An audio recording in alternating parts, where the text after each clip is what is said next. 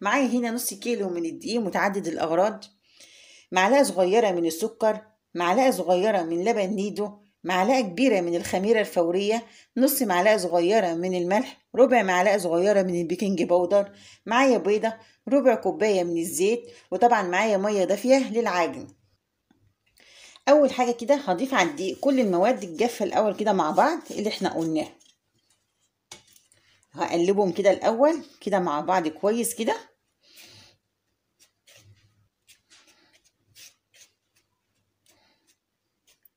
هضيف بقى بعد كده البيضة،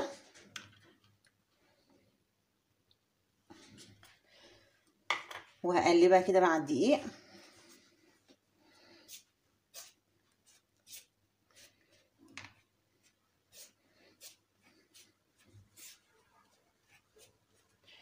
وهنزل بربع كوباية الزيت، مش عايزين نسيب ولا نقطة. وأقلب كل المكونات كده بقى مع بعض، وابدأ أزود المية الدافية شوية بشوية لغاية لما العجينة تلم معايا. مية دافية مش مية سخنة، عشان لو سخنة بتفسد الخميرة معاكش.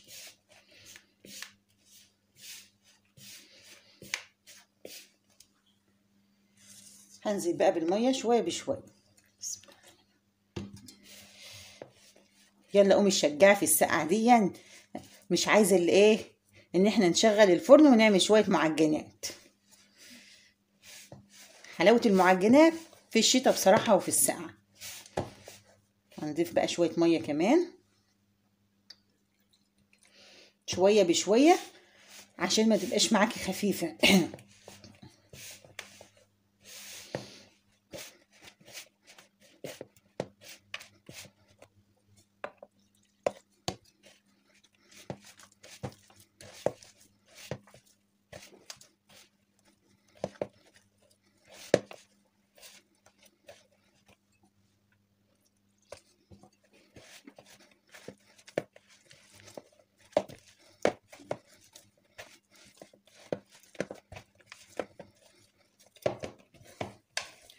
وخلاص كده العجينه اتلمت معايا، هي بتكون بالمنظر دون. دلوقتي بقى العجينه شوفي شابطه في ايديا، ماسكه في ايديا ازاي هي. هنفضل نعجن بقى فيها لغايه لما تسيب ايدينا وتسيب، والحاجه اللي احنا بنعجن فيها تفضل نضيفه. عجينه البيتزا نعجنها كويس جدا من 7 ل 10 دقايق كده. عجيني بقى فيها كويس كده وندفي نفسنا بالمره.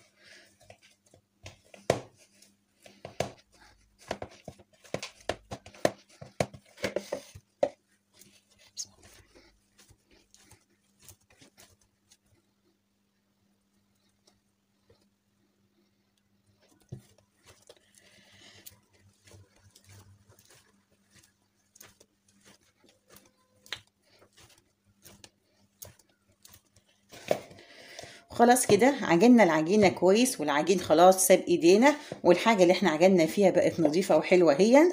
شايفه العجينه حلوه ازاي وجميله طريه وجميله قوي. شايفه شكلها عامل ازاي. واللبن نيدو دون في اضافته في المعجنات بيديلها طعم وريحه حلوه جدا. هنغطيها بقى ونسيبها تختمر من ساعه لساعه ونص.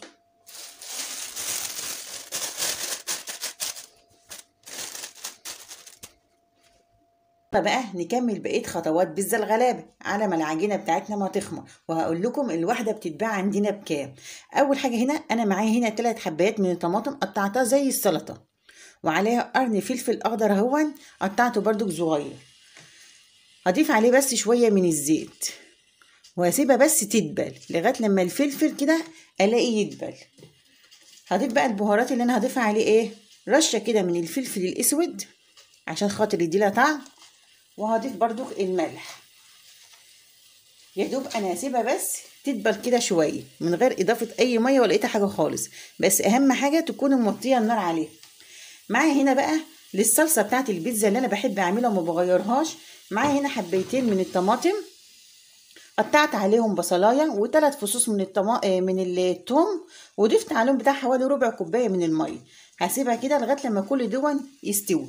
بالنسبه للبهارات اللي هنا انا مش هضيف هنا اي بهارات خالص الا ما تبدا تستوي، واول ما تستوي وتبرد هضربها في شفشق الخلاط وهضيف معاكي البهارات بتاعتها. وطبعا انا هوريكي شكلها هي ودي. هدي بقى دي تقليبه واسيبها تدبل بقى على النار. بصي بقى كده الحشوه بتاعتنا اهي كده بقت جاهزه واستوت معايا. شوفي دبلت معايا هي والفلفل كده. هطفي عليه. هي دي حشوه بيتزا الغلابه، طماطم وقرن من الفلفل، ولا لحمه مفرومه ولا سجق ولا فراخ ولا سوسيس ولا لانشون ولا اي حاجه خالص. طماطمتين وعليهم قرن فلفل ايه اخضر، ورشه من الفلفل الاسود، ورشه من الملح، وشويه من الزيت. هطفي بقى دي كده عليها. يبقى كده الحشوه بتاعتنا بقت جاهزه. لكن الصلصه بتاعت البيتزا لسه قدامها شويه. هي طبعا هي بتنزل ميه كمان. هتستوي لما تلاقي الميه دي بقت نشفت منها خالص اهي. بصراحه انا بحب اعمل الصلصه بالطريقه دي، بتدي لها طعم حلو جدا. ما بحبش اعمل الكاتشب ولا الحاجات التانية خالص. هسيبها تكمل بقى التسويته وتبرد، وهضربها في شفشق الخلاط وارجع لك تاني نكمل بقى بيتزا الغلابه. وده بيكون شكل الصلصه بعد ما ضربتها في الخلاط. بتضربيها في الخلاط من غير ما تضيفي لها ميه ولا اي حاجه خالص. هنبدا نضيف لها بقى البهارات. معايا بصل بودر، ومعايا توم بودر،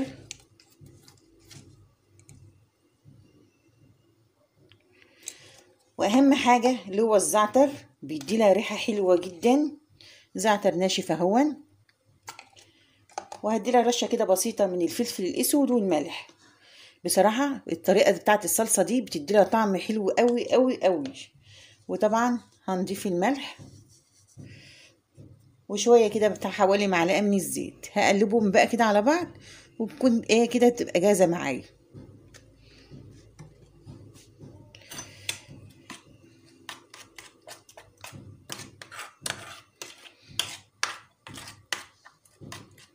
بعد ما العجينه بقى اتخمرت، هبدا كده اخد منها قطعه قطعه واكورها كده قطع صغيره بقى مش كبيره، وفي صاج او في صينيه ألمونيا على حسب ما انت هتعملي.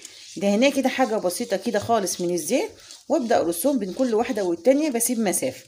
عودي نفسك اي معجنات هتدخل الفرن لازم نسيب مسافه بين كل واحده والتانيه اهو.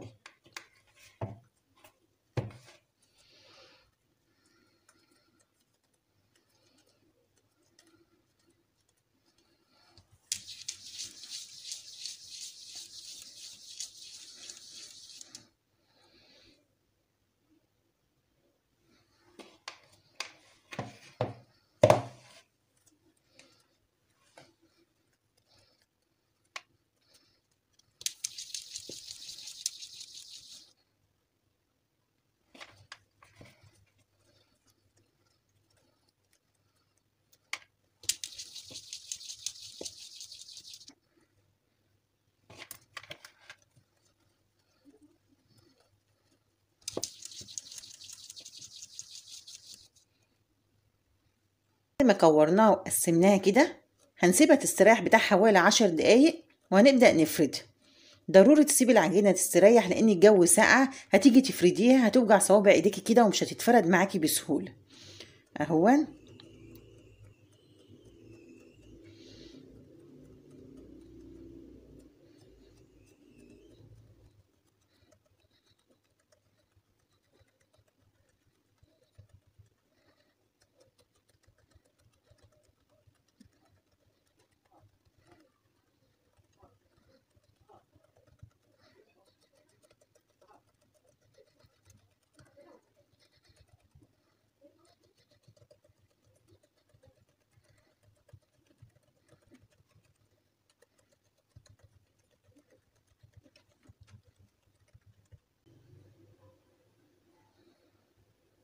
هنبدأ بعد كده برضك نخرمها كده اخرام بالشوكة.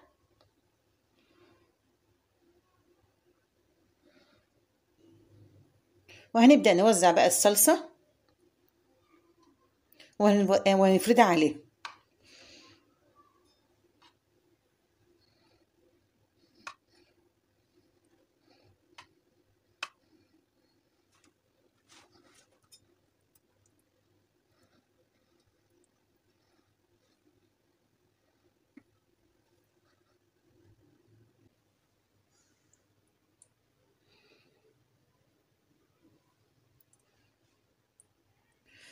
وبعد كده هنوزع بقى الحشو. حشوة الغلابة الطماطم والفلفل. نريح شوية من اللحمة والفراخ والحاجات التانية بقى. صدقيني عيالك هيعشقوها، طعمها وريحتها بتبقى جميلة جدا جدا جدا.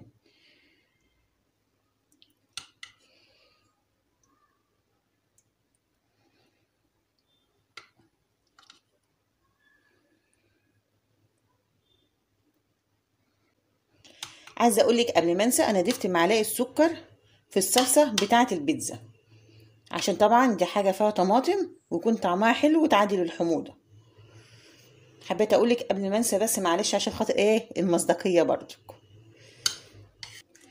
وادي شكل البيتزا الغلابه بعد ما طلعت من الفرن. شايفه شكلها حلو ازاي، طعمها وريحتها في منتهى الجمال. الكميه كانت اكتر من كده بس اتاكل طبعا منها شويه. شايفه طريه ازاي. انا ما غطيتهاش اول ما طلعت من الفرن، لقيتها حاجه خالص. شايفه حتى هي سخنه لسه هي. شوفي، وطريه وجميله، والعجينه فاتحه وحلوه جدا جدا. صدقيني طعمها وريحتها في منتهى الجمال، هتعجب ولادك. الواحده منها عندنا ب1 جنيه، وطبعا بيكون اصغر من كده، وكام حته طماطميه وقرن فلفل صغنطوط، بس حته فلفل كده صغير. شايفه طريه وحلوه ازاي اهون.